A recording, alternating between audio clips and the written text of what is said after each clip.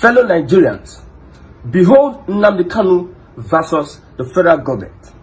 It is very, very unfortunate that of all the things that transpired in court between Nnamdi Kanu and the federal government, Nigerians were interested in how Nnamdi Kanu assaulted, hit his lawyer in the court. They said he hit the lawyer.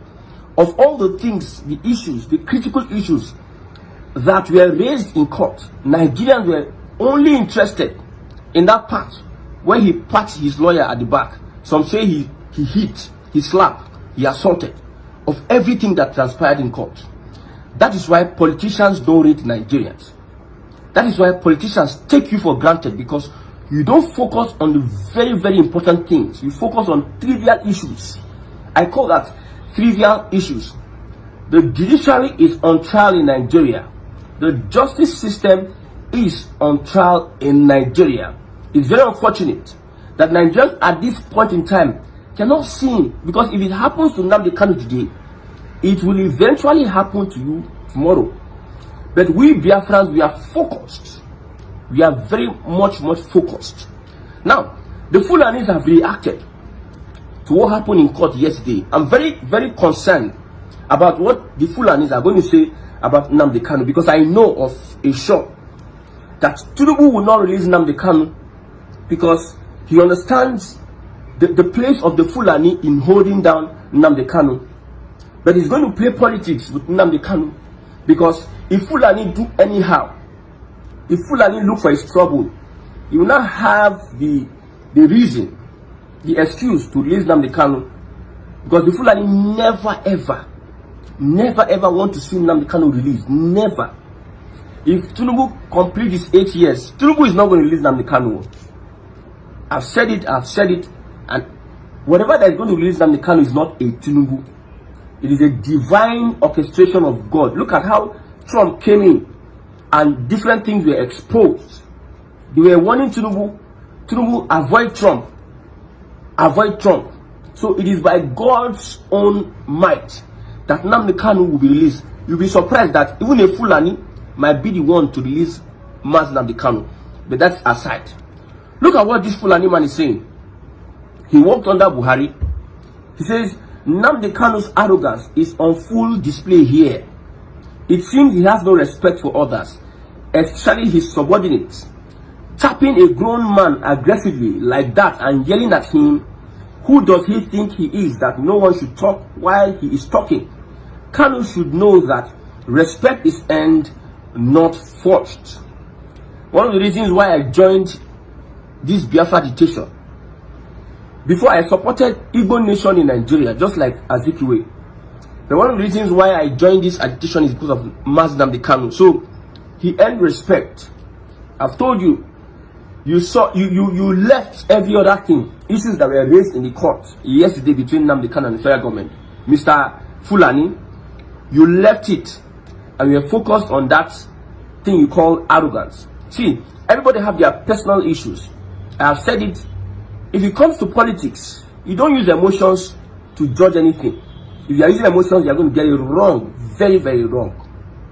Very wrong. We know the stand of the Fulani. No Fulani has ever come out to say release Mass Nnamdi Kanu.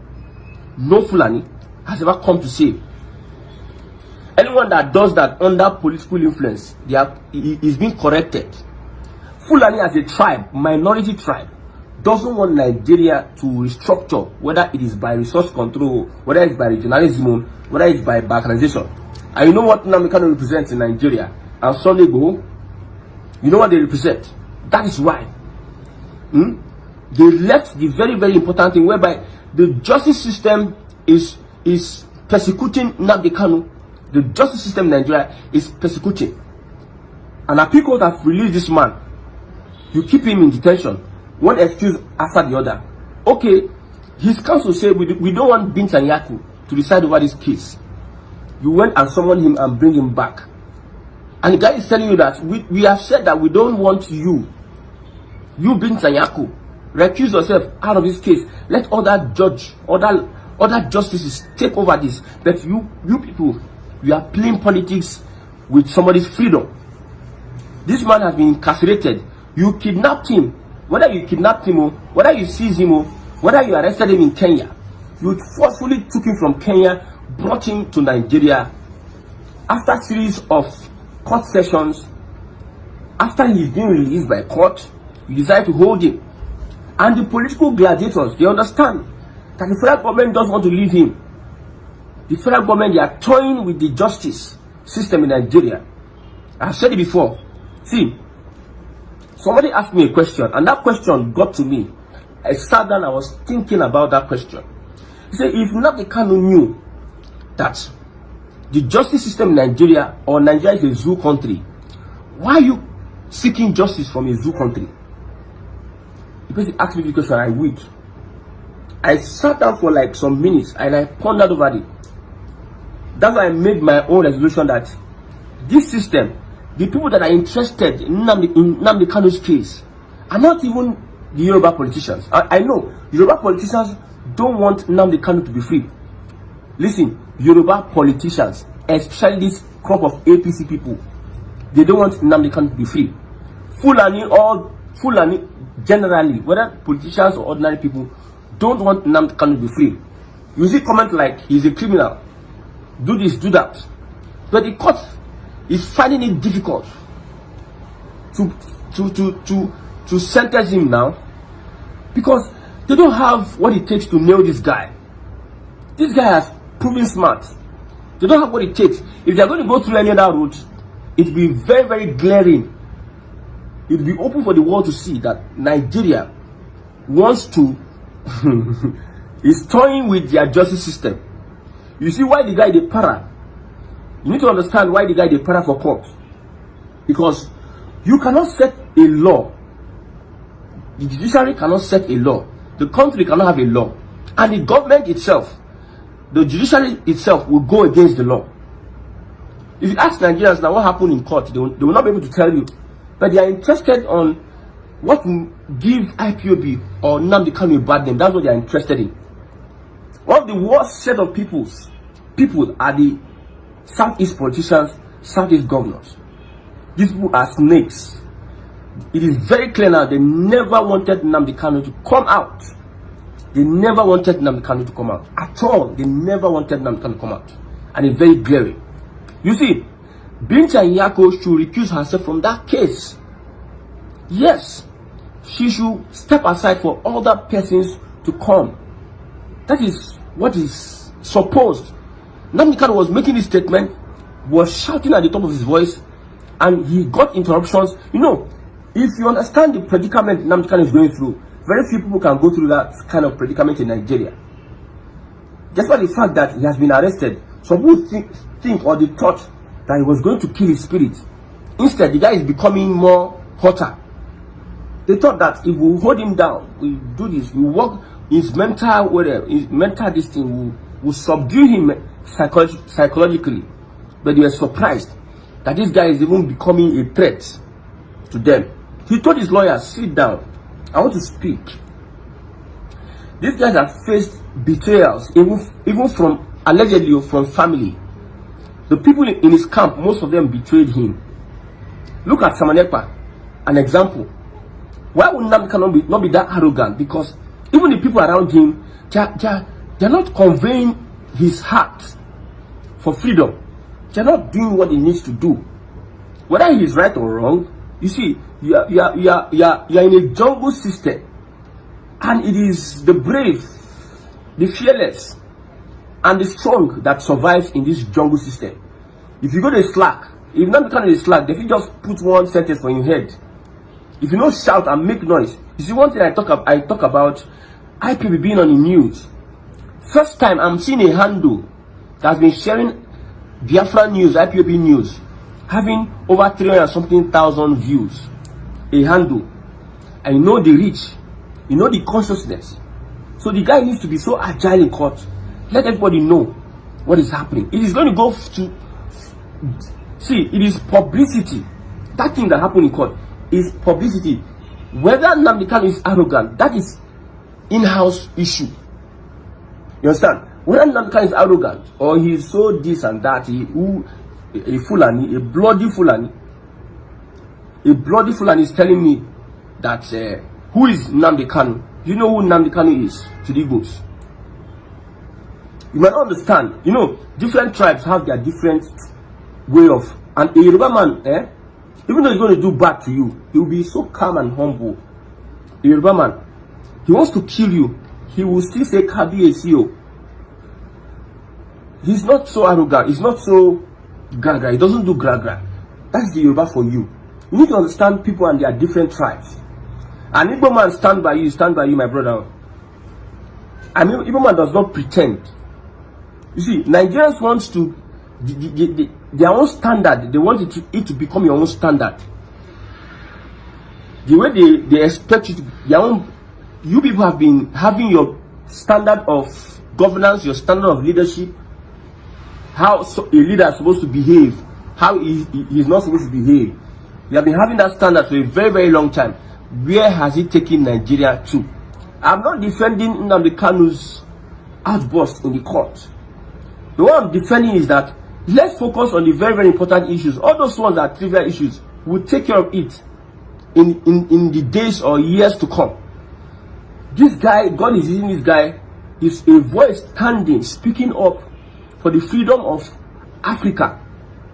You see, your country, if you play politics, this one, after 8 years, now north, after north, now south, after north, now south. This is the kind of things you are going to do, and there will be no significant progress. Look at Congo. Congo should be the richest country in Africa and in the world. But because of the leaders have become puppets for some people in Europe, some people in Obodo Ibo, the system has been flawed with all their resources. Ordinary Rwanda, a smaller country is riding on Congo. Ordinary Rwanda. Congo has your phone. This phone I'm using now to record this. There's something in it that you get from Congo. But because they lost it, their priorities were not right. They lost their leadership. Rwanda is collaborating with the Western world to subjugate their fellow African country. So that is the kind of politics you want to be playing in Nigeria, whereby your children will become perpetual slaves. Perpetual slaves, living in mansion, living in AC, driving cars. Perpetual slaves. That's what you want. And an average Igbo man, if he stands by you, you need to trust an Igbo man if he's going to be with you. If he's not going to be with you, he will tell you straight to the face. He's going to tell you straight to the face.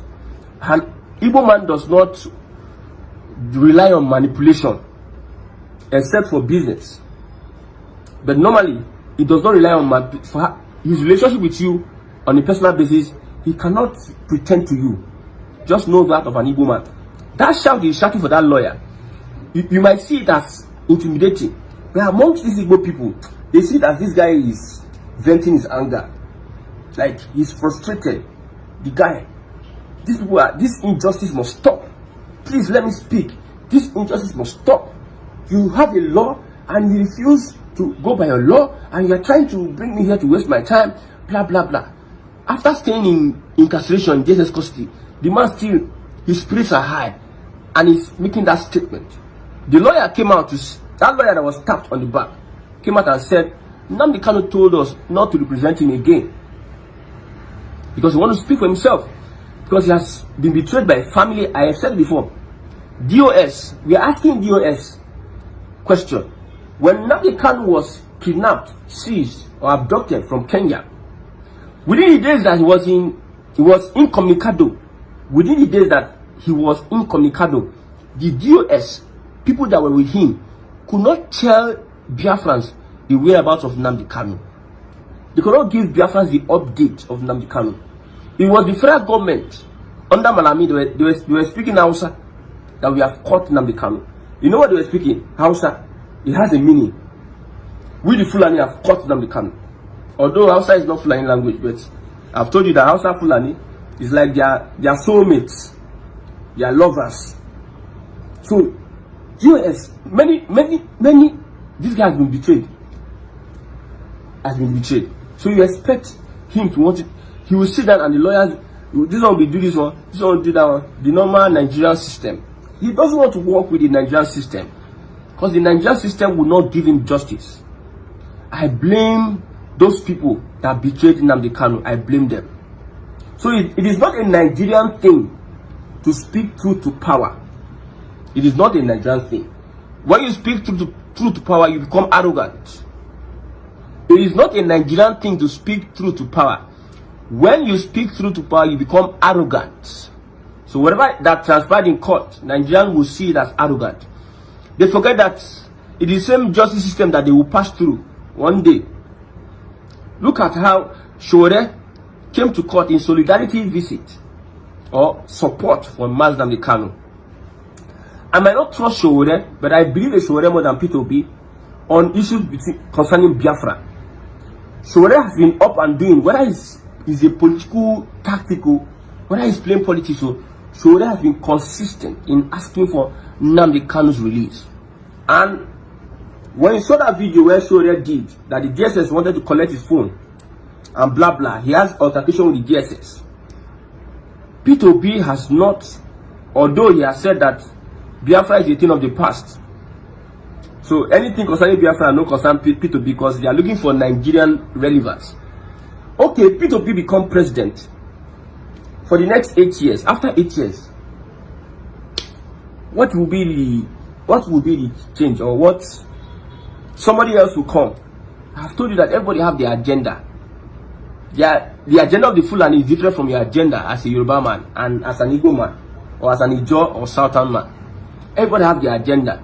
This country, we are not focused on one direction. If this president comes from this region, he take us to another direction. Another president comes from another region, he take it to another direction. This one come today, we go back. That one come today, we go front. Why not support or fight for Biafra, where you know that it is just one thing, the liberation? If Biafra start existing now, you see so many replica of liberations amongst the continent. One of the reasons I said it, why they don't want to release Nnamdi Kanu, because these two where we see so will not release Nnamdi Kanu. Take it to the bank. If he releases Nnamdi Kanu, the Fulani will not care. They will release their full wrath on Tinubu. If he ever releases Nnamdi Kanu, that's when you see that Buhari will turn against Tinubu. Buhari, you see so. If he ever releases Nnamdi Kanu, he will turn against Tinubu. That is my speculation, my opinion, my analysis. The only person that can stop Tinubu in Nigeria today is Buhari. At least he can galvanize the votes of the north. And the southwest will not be enough for Tinubu to win any election. It is not even Atiku, it is not even El-Rufai. The stupid following, not that are following Buhari till today. I don't know how he was able to do it. The Buhari that we are seeing now, because there's an issue with the Buhari of today. The only person that can stop. So if Tinubu will not provoke, if the Fulani provoke Tinubu, they don't want him to complete his second year, he might have the justification to become angry to release Nnamdi Kanu. But if the Fulani does not do anything tangible to stop him, and he releases Nnamdi Kanu, then I go no. The people will be saying, this Fulani, they don't want anything restructuring, like any kind of, in whatever, any kind of restructuring is a threat to the Fulani. Any kind of restructuring is a threat to the Fulani. So this Tinubu will not release Nnamdi Kanu. It is only the divine hand of God that will create a situation whereby Nnamdi Kanu will be released. You might be even surprised that it might be a Fulani person under his regime that he has no choice. They say, Moses, tell Pharaoh to let my people go. The good Pharaoh died now. It was even the evil Pharaoh that God forced his hand to let Biafra go, or the children of Israel go. God forced his hand. So if you are having I've given you reasons why Tinubu will not release Nnamdi Kanu. I've given you reasons. I will keep on repeating the reasons why we enter into our subconscious mind. I've told you, if you are running an agitation, don't use emotions and follow it. All these one people are saying Nnamdi Kanu hit lawyer. He's not supposed to be. He's not blah blah blah. He's not blah blah blah. We are not. We have gone past that stage. We have gone past that stage. We are no more in that noise making. Where we are now is release this guy. Your court cannot stand on its head and give judgment. Your court cannot go against itself and give judgment. We need to raise the alarm. If the lawyers are doing conventional, we know that the lawyers are best suited to represent Nnamdi Kanu. Nnamdi Kanu should not even stand on that place representing himself. But I've given you reasons why he has been betrayed in the past, and the betrayal is still on. I pity for the kind of Igbo men we have today. I wonder the kind of Igbo men we have today. It is very unfortunate that we're having this kind of people. Igbo men. I used to read of Igbo men those days, and I come and I see Igbo men all around me because I'm Igbo men, Igbo leaders, and I see the way they behave and they do their things. I said, wow. Nnamdi Kanu made a statement. If not, I'm divinely instructed to fight for Biafra. Igbo men are one of the worst people. They are strong-headed people. Strong-headed. Focus on the goal. The goal is nobody, the courts in Nigeria cannot victimize Nnamdi Kanu according to their rules. Don't bend the rules. That's the goal. If you want to release Nnamdi Kanu, release him because he has been released. Nnamdi Kanu told them, don't beg for me. Don't go and beg for my release. I'm a free man. I'm not guilty of any crime. Anybody who has his mouth to say is guilty. But I've made my explanation about Nnamdi Kanu a very long time. I don't think I need to repeat myself again. Let me just do 1 minute. If the day you start fighting for your freedom, that's the day they will tag you a terrorist. Hi guys, thank you very much for watching this video to the end. You know, people must surely say something, you understand? Every single person that observed what happened on Monday understand that the man was frustrated with the whole thing. You get? You think it's easy for someone to stay in one place safe? Just stay in a room for 2 days. You see, you know, how all this situation looks like. But this one self is even a different case. Now this man understand everything before your very eyes, and they turn, you know, things upside down. I understand that the lawyer will not be angry with what happened because normal. I don't think Nnamdi Kanu will actually hurt or pat him in such a way and all that. You see, the guy is already, you know, angry with the whole thing. Understand? I believe the lawyer did not even take it to heart. So I don't know. Wait till come make you come the drink Panadol for another person headache. So my people, now here we drop out for here. Share your thought below the comment section. Thank you and bye for now.